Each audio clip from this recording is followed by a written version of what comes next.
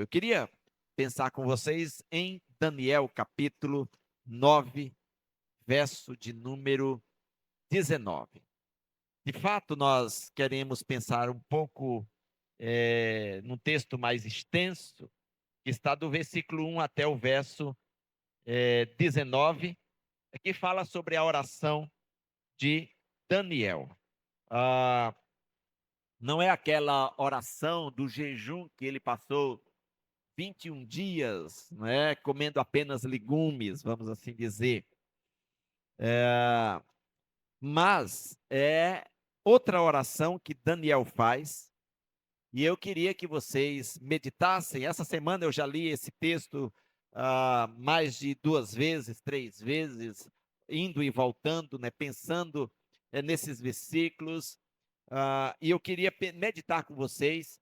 Nós vamos ler apenas o verso 19 agora, mas você vai depois fazer uma leitura, né, de todos os versículos.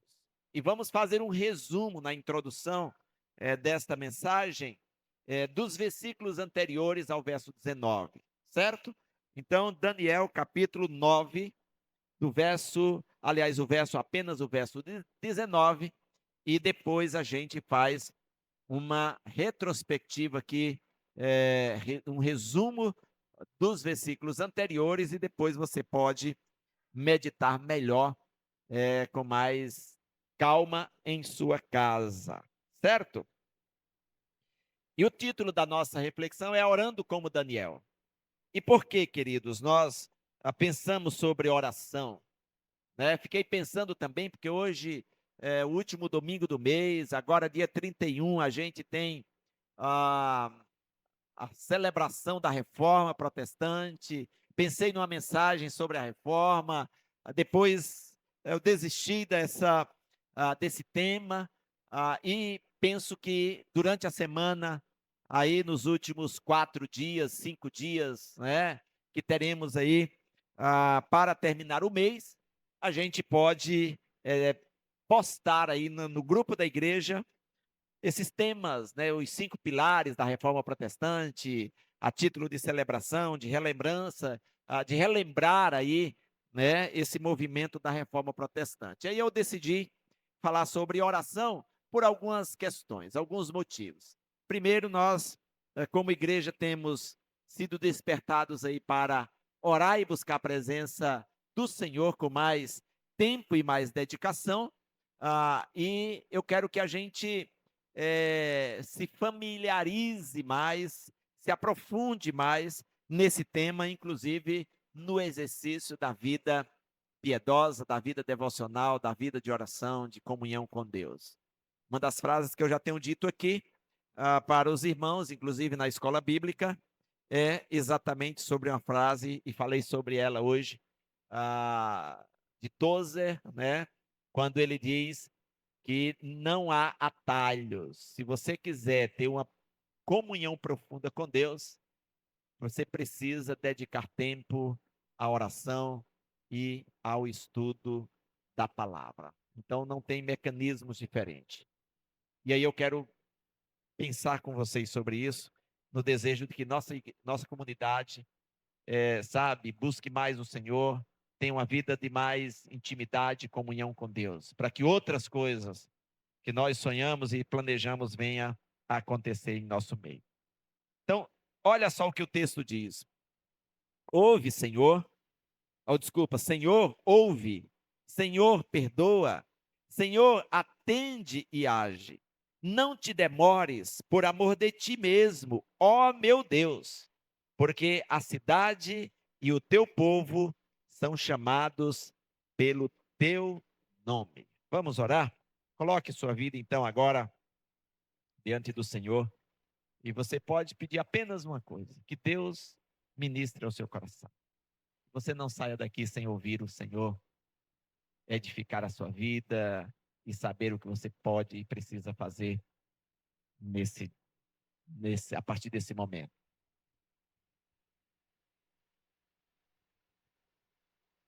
Eu quero, junto com os meus irmãos, ouvir tua voz também. Que o Senhor edifique a tua igreja e fale ao nosso coração, e que a gente possa aprender muito de ti enquanto aqui nós estivermos. Assim oramos, em nome do amado Jesus, o nosso Redentor e Senhor. Amém. Queridos, o capítulo 9 de Daniel apresenta uma oração de arrependimento desse profeta, onde ele intercede pelo povo de Israel. E aqui, quando eu for fazendo essa retrospectiva, eu quero que você, se você tiver dificuldade de compreender o contexto em que esse povo estava, deixa eu dizer uma coisa que vai estar próxima exatamente dessa realidade. Pense na realidade brasileira nos dias atuais.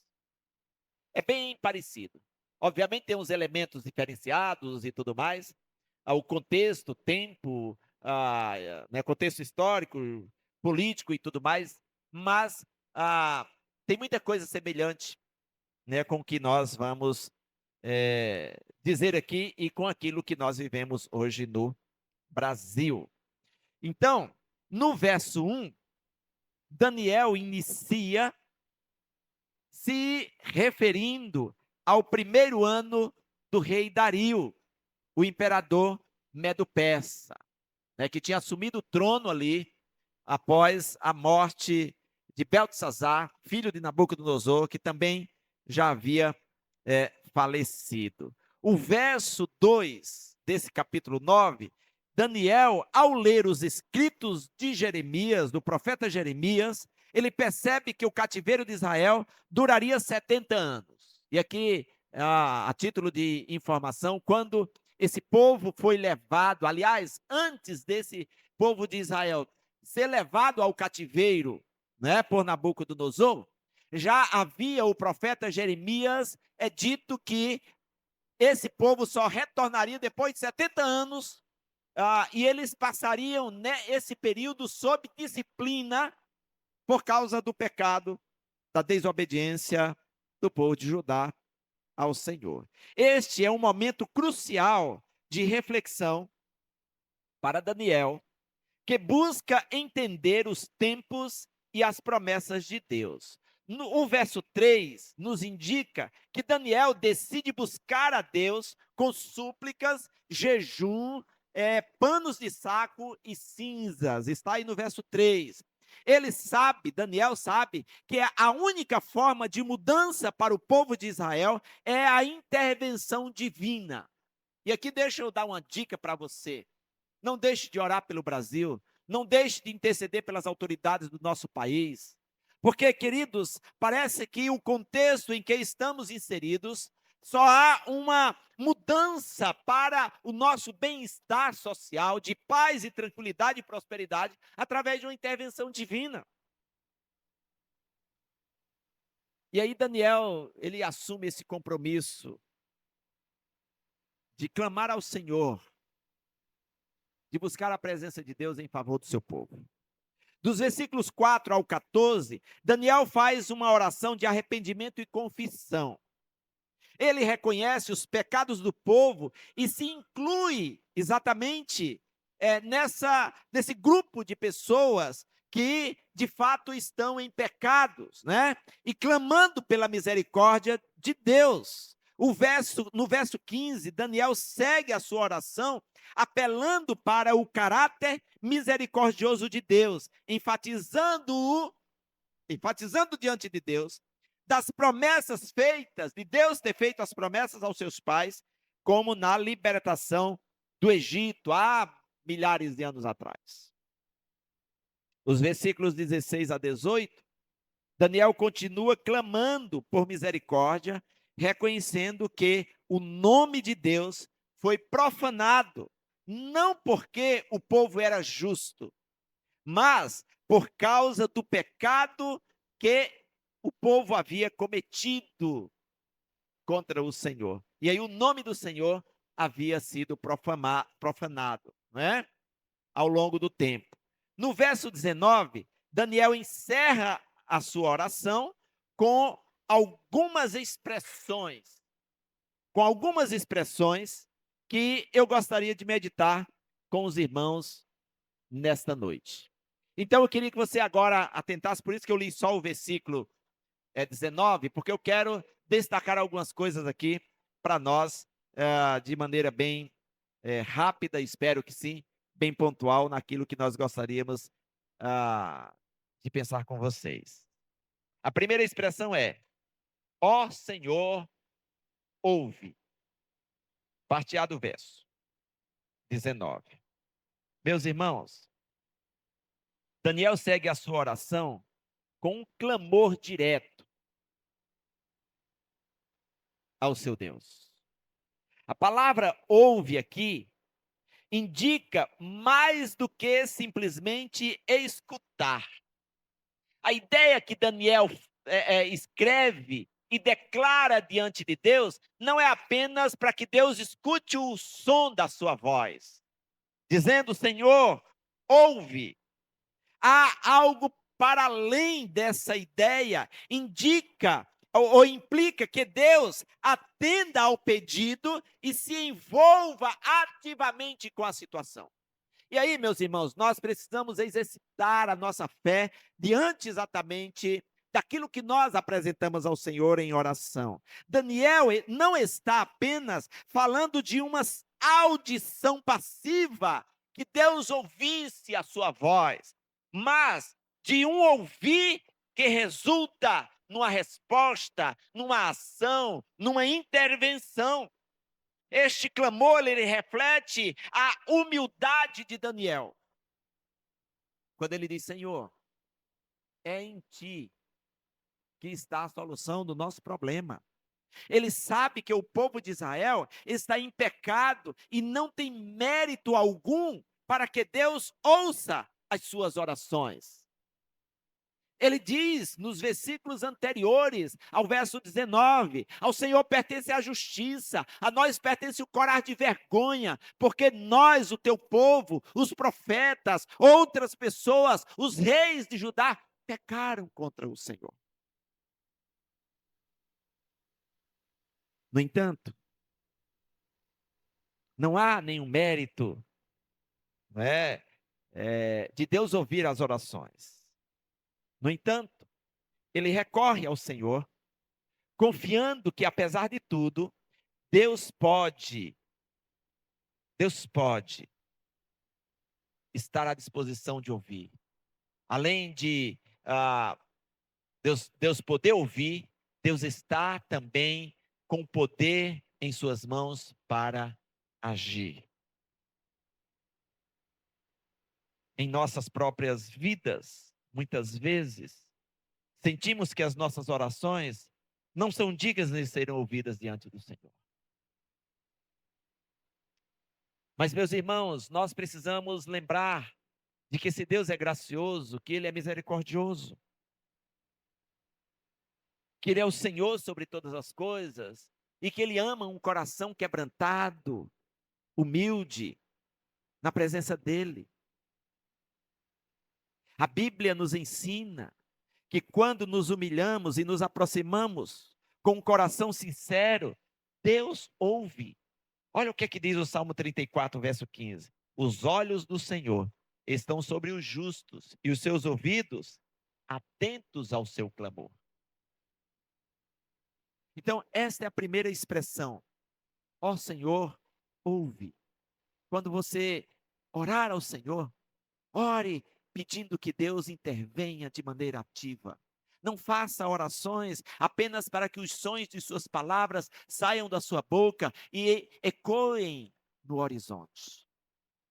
Mas leve à presença de Deus essa voz com convicção, com certeza, com fé de que Deus vai atender.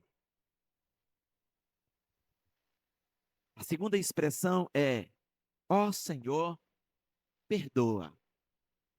Primeira coisa que nós vimos já aqui é Daniel pedindo que Deus ouça a sua oração. A segunda expressão é: ó Senhor, perdoa.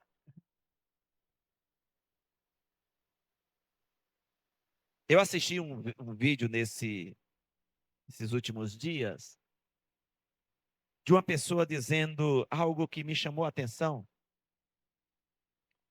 Quando ela disse: quando eu peco contra o Senhor, eu preciso imediatamente me arrepender e pedir perdão a Deus.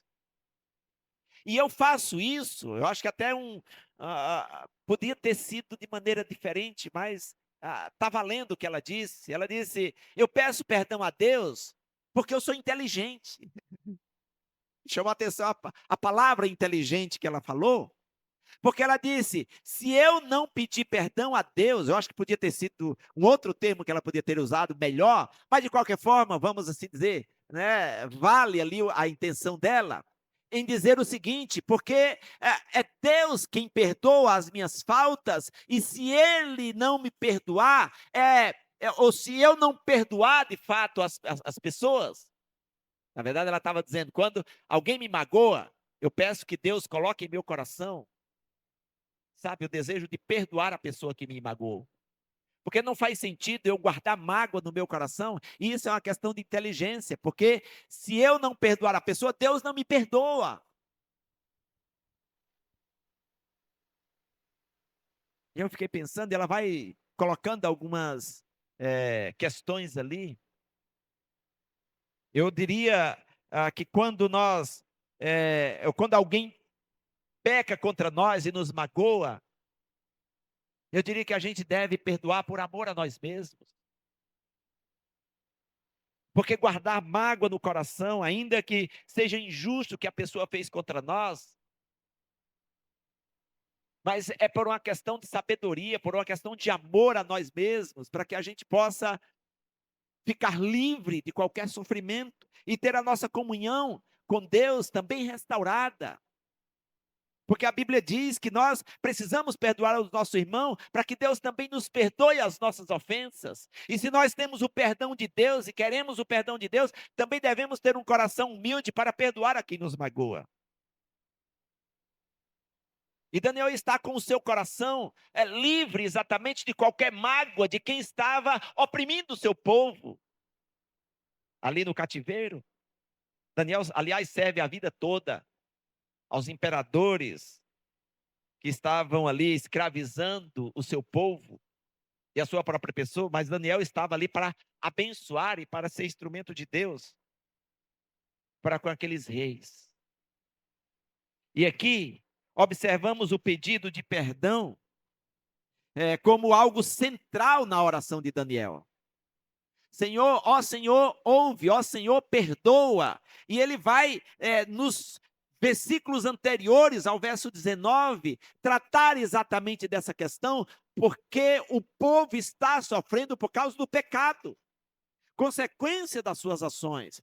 Ele está consciente do pecado do povo de Israel, e sua petição é um reconhecimento de que o perdão só pode vir de Deus.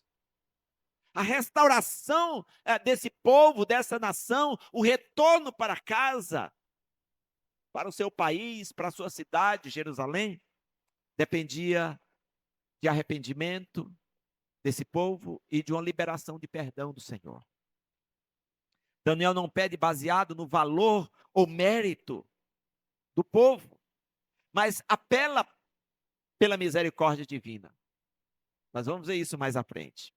Esse pedido também reflete um profundo entendimento da santidade de Deus e da gravidade do pecado. Se nós olharmos os versículos anteriores, nós vamos observar exatamente isso. Verso 8 ele diz: ó Senhor, a nós pertence o corar de vergonha, aos nossos reis, aos nossos príncipes e aos nossos pais, porque temos pecado contra ti. Aí o verso 9 ele diz: ao Senhor nosso Deus pertence a misericórdia e o perdão, pois nos temos rebelado contra ele. E queridos, em nossas vidas, muitas vezes, precisamos recorrer ao Senhor, pedir perdão, não apenas por nossas falhas pessoais, mas também clamando pelos outros, clamando por nossa nação. Esse relógio de oração que nós temos praticado aqui, de oração, de intercessão, o primeiro pedido ali é pela nação brasileira. Temos pecado contra o Senhor. E sabe, esse texto tem trazido para mim grandes lições, porque quando eu faço uma leitura geopolítica das relações do nosso país, econômica e também política, inclusive com outras nações, eu vejo a nação brasileira nesses relatos de Daniel. Temos pecado contra o Senhor. Temos deletado Deus das nossas relações. Temos deixado Deus do lado de fora das decisões políticas, econômicas, sociais, religiosas. Se nós fizermos uma leitura mais detalhada, uma reflexão do que tem acontecido nos últimos tempos em nosso país, nos últimos anos, vamos chegar a essa conclusão. E meus irmãos, o perdão de Deus é a base da restauração espiritual. Certa feita eu vi uma pessoa dizendo que diante do quadro caótico que nós estamos vivendo no Brasil, nós não devemos pedir justiça de Deus. Porque se Deus derramar sua justiça sobre a nossa nação, não sobra ninguém. E essa pessoa disse, quando o povo de Israel estava nessas condições de pecado diante de Deus, os profetas clamavam pela misericórdia do Senhor. E é isso que Daniel faz. Ó Senhor, ao Senhor pertence a misericórdia, o perdão. Nós não temos obedecido à voz do Senhor,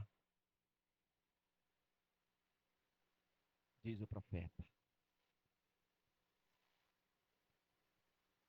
Devemos sempre buscar o perdão com sinceridade, reconhecendo nossa inadequação diante da santidade de Deus. O Brasil tem afrontado o Senhor. O povo que se chama pelo nome do Senhor tem pecado contra Deus. Precisamos de uma nova reforma. Aliás, vimos isso na escola bíblica. Hoje pela manhã, alguma coisa nesse sentido. A segunda expressão é: ó Senhor, perdoa. A terceira expressão é: ó Senhor, atende e age. Está aí no versículo 19. Aqui, Daniel não está apenas pedindo para ser ouvido, nem pedindo apenas perdão, mas também pedindo que Deus atue, haja de forma concreta na situação daquele povo. Daniel sabe que a situação do povo é desesperadora. E somente a ação direta de Deus pode trazer mudança. E o que me impressiona, queridos, aí eu estava lembrando, se acontecer com o Brasil,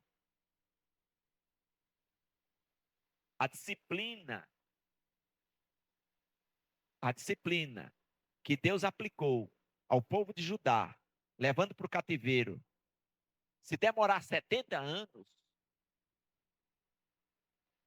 rapaz, vai demorar muito.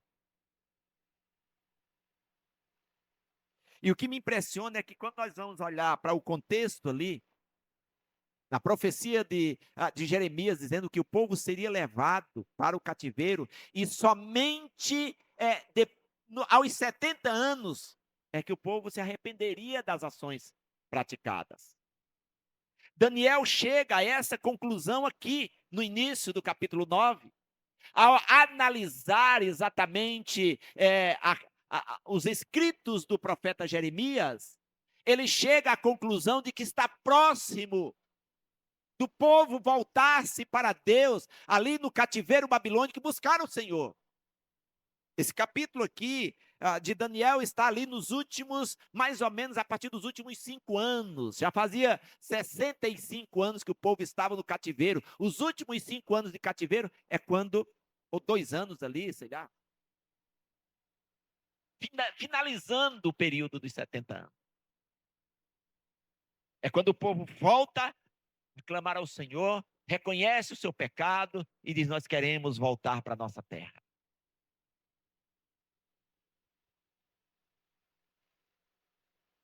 E Daniel faz isso. Daniel sabe que a situação do povo era assim, desesperadora. E somente uma ação de Deus direta poderia trazer a mudança. Esse pedido reflete a confiança de Daniel no poder de Deus para agir naquele contexto. A expressão atende implica uma resposta ativa. E o termo age é o pedido para que Deus intervenha de maneira poderosa e transformadora. Eu imagino que Daniel diz assim: Deus, não dá mais para esperar mais tempo. Não dá para aguentar ficar nesse cativeiro. Ó Senhor, tem misericórdia. Restaura, Senhor, a nossa sorte. Leva-nos de volta para a nossa terra, para a nossa cidade. Queridos, é uma súplica urgente, expressando um coração ansioso pela salvação de Israel. E que, pelo poder político, não dava para o povo voltar. Somente a intervenção de Deus. Esse clamor deve ser o nosso também, quando vemos o pecado prevalecer em nossa nação, ou quando há situações que só podem ser solucionadas pela intervenção divina. E deixa eu aqui provocar você, ou a igreja Manancial de um modo geral. Adotemos a cidade de Cuiabá, por exemplo, como nossa filha, e intercedamos pela cidade de Cuiabá. Daniel pede que o povo volte para a sua terra. Deus pode ouvir. Nossa cidade precisa de segurança, precisa de educação melhor, precisa de estrutura para vivermos em paz e vivermos melhor. Oremos por nossa cidade, pelo nosso estado, pelo Brasil. A quarta expressão é: não te demores por amor de ti mesmo. Daniel está aqui numa situação de dizer: Senhor, eu vou à tua presença e eu só vou deixar de clamar ao Senhor depois que o Senhor ouvir. Se nós observarmos desde a primeira frase do verso 19, há uma ideia ascendente de Daniel, a cada vez mais aprofundando o seu clamor ao Senhor. Quando ele diz assim: ó Senhor, ouve, ó Senhor, perdoa, ó Senhor, atende e age em nosso favor. E aí ele vai mais no cerne da questão. Ele diz: atende, Senhor, por amor de ti mesmo.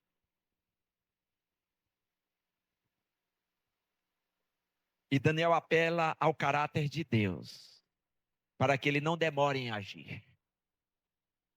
Ele não pede por causa do mérito de Israel, mas por causa do seu amor, e que a glória de Deus seja dada exatamente a esse Deus, pelo seu povo. Daniel está, jogando as últimas cartas aqui. Ó Senhor, nós não merecemos absolutamente nada. Nós entregamos a Ti todas as nossas forças e dependemos totalmente do Senhor. Nós não temos direito, nós não temos mérito, nós não temos aqui nenhuma reivindicação, mas age por amor de Ti mesmo em nosso favor. E Daniel lembra que, embora o povo seja culpado,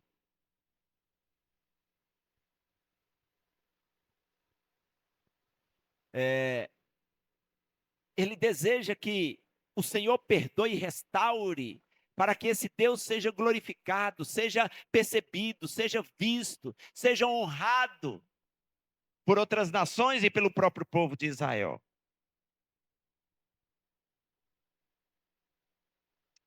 E ele tem essa proposta aqui na presença do Senhor. A honra de Deus está ligada ao bem-estar do seu povo, que foi chamado pelo seu nome. Como que uma nação chamada pelo nome do Deus vivo, que já fez outros milagres, agora continua em sofrimento? Claro, por causa dos seus pecados, da sua rebelião, mas Daniel apela aqui, por amor de ti mesmo, Senhor, restaura. Essa frase, queridos, revela uma profunda compreensão do que significa viver para a glória de Deus. Daniel não está apenas interessado em resolver o problema imediato, mas ele deseja que a glória e a honra de Deus sejam restauradas no povo que Deus mesmo escolheu para adorá-lo. E agora estava ali afrontando o Senhor. Na verdade, já há algum tempo, né? Afrontando esse Deus santo, esse Deus vivo e verdadeiro. A petição de Daniel nos ensina a orar de forma que, acima das nossas necessidades, a busca pela glória de Deus deve ser central em nossas orações. Olha só que coisa interessante aqui que Daniel nos ensina. Sabe, meus irmãos, de repente as nossas orações são impedidas de serem respondidas, porque nós queremos que Deus atenda às nossas necessidades, os nossos desejos, e queremos que a glória seja nossa. Por que que nós não invertemos a ideia? Senhor, age para que o Senhor seja glorificado, seja exaltado, seja bendito. A ti toda glória, a ti toda honra. Ah, queridos, quando oramos, nós somos tentados, às vezes, a pedir apenas para o nosso benefício. O profeta, aliás, o apóstolo Tiago, quando escreve a sua carta, ele diz: vocês pedem e não recebem, porque eles pedem mal. Pedem para a sua própria glória, para a sua própria vaidade, para se deleitar naquilo que eu dou. Ele diz: eu não posso atender. Então, ore ao Senhor pedindo para que Deus seja glorificado. As nossas orações, os nossos desejos, as nossas vontades devem ser submetidas à vontade do Senhor, para que o Senhor seja glorificado. E você pode ter a coragem de dizer: Senhor, se o que eu desejo aqui não for aquilo que o Senhor quer, então não me dê, Senhor. Aborta o meu pedido, que eu mude de foco. E Daniel nos ensina a orar para que a honra de Deus seja sempre o principal motivo da nossa oração. A quinta expressão que eu quero destacar aqui é quando Daniel diz assim: ó meu Deus,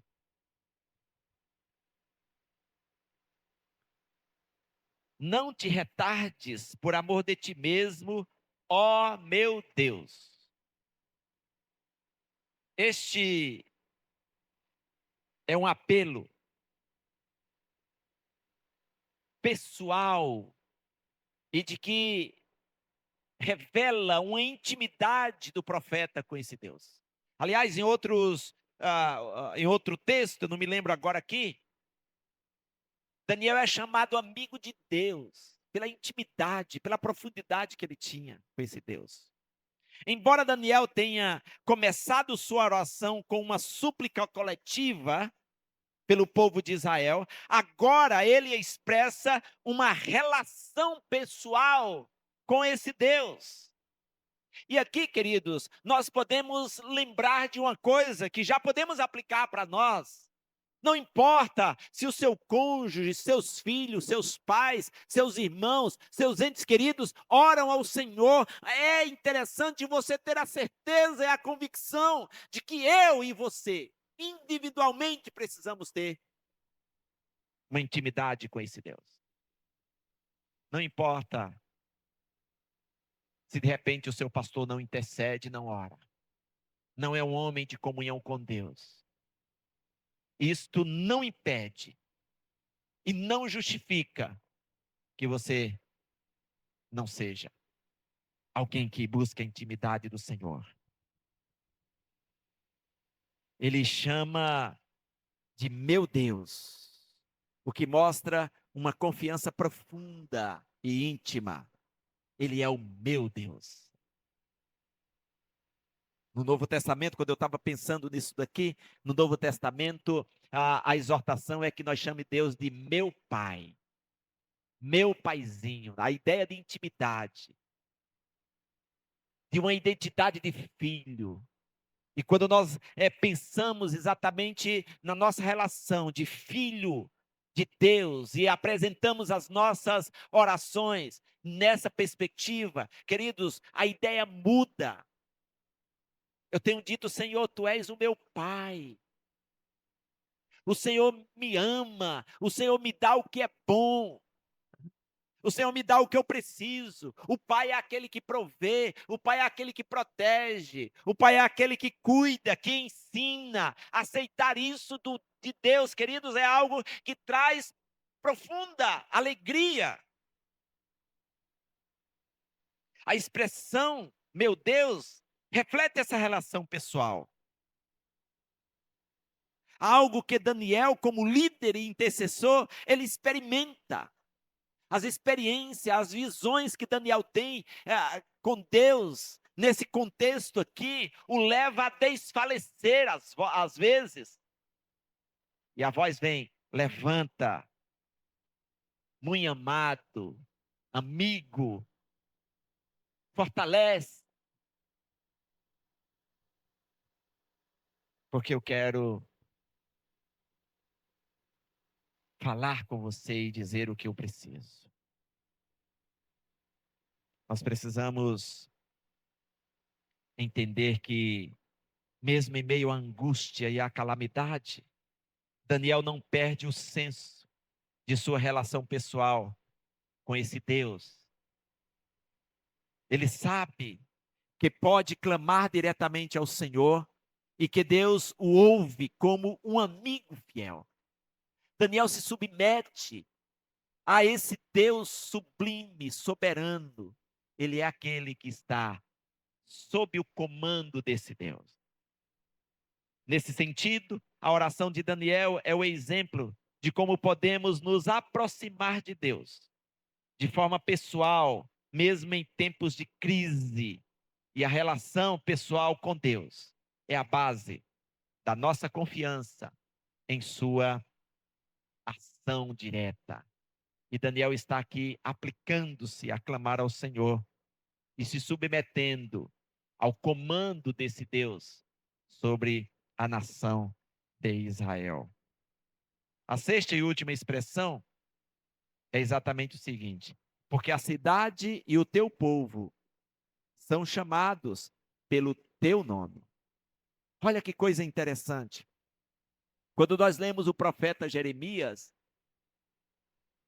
há uma orientação do próprio Deus a dizer para o povo que estava no cativeiro, logo no início lá, que o povo estava no cativeiro, é de que o povo precisava ali construir casas no Império Babilônio, trabalhar, orar pela cidade, para que na paz da cidade o povo de Deus também tivesse paz. Só que a cidade chamada de cidade de Deus era Jerusalém. O povo chamado povo de Deus era o povo que estava no cativeiro, que precisava voltar. E Daniel está aqui no fim dos 70 anos, dizendo: Senhor, atende a oração, responde, porque a cidade é tua e o povo é teu. Não dá para ficar mais aqui, Senhor. Tenha misericórdia. Daniel finaliza a sua súplica, lembrando que a cidade de Jerusalém e o povo de Israel pertencem a Deus e são conhecidos pelo seu nome. O povo é conhecido pelo nome de Deus. É o povo de Deus. É o povo de Israel. E quando eu estava pensando nessa questão desse povo há centenas de anos, acho na verdade, milhares de anos à frente, eu me lembro que Deus começou a construir esse povo com o chamado de Abraão. Deus chama apenas Abraão. Aí ele vai construindo esta nação num processo ascendente de cuidado, de cumprimento das promessas, de aliança, de proteção, de provisão. O povo sai do cativeiro babilônico, aliás, do cativeiro do Egito, vai para a terra prometida, e Deus construindo essa identidade, se revelando. E aí Daniel reivindica isso de Deus. Senhor, a cidade é tua e o povo é teu. É uma declaração de fé de que o povo e a cidade estão sob a autoridade de Deus e devem ser restaurados para a glória do seu nome. Sabe, meus irmãos, às vezes eu fico perguntando, por que é que ainda nós estamos aqui? Nós somos o povo de Deus, por que é que nós ainda estamos aqui? Por que é que o povo de Deus está no Brasil? O que é que esse povo está fazendo nesta nação? Para que o nome dele seja conhecido, para que o nome do Senhor seja glorificado, para que o reino dele seja expandido, para que a gente viva e manifeste a glória desse Deus para essa nação. E nós não podemos negligenciar isso como discípulos de Jesus. Daniel sabe que a ação de Deus em favor de Israel não é apenas uma questão de bem-estar nacional ou político, mas está ligada à missão de Israel de ser um povo separado para Deus. Queridos, nós precisamos, como igreja do Senhor, ter isso muito claro em nossa mente nos dias atuais. Nós somos o povo de Deus, a nação santa, o sacerdócio real, aquilo que Pedro escreve. Vós sois raça eleita, restauradas do império das trevas para o reino da luz, para proclamar as virtudes daquele que vos chamou, exatamente dessa condição de império das trevas para o reino da luz. Nós não podemos perder essa perspectiva. Estamos inseridos nesse contexto. O Brasil pode se complicar mais diante das questões econômicas e sociais e políticas da nossa nação. E a igreja, como ela vai se comportar? O povo de Deus precisa fazer a diferença nesta geração. E queridos, eu estou dizendo isso com consciência que eu preciso, em primeira instância, viver cada dia mais para a glória do Senhor e manifestar isso. Mas eu não posso ficar com isso comigo mesmo. Eu preciso divulgar para vocês. Eu preciso dizer para outras pessoas.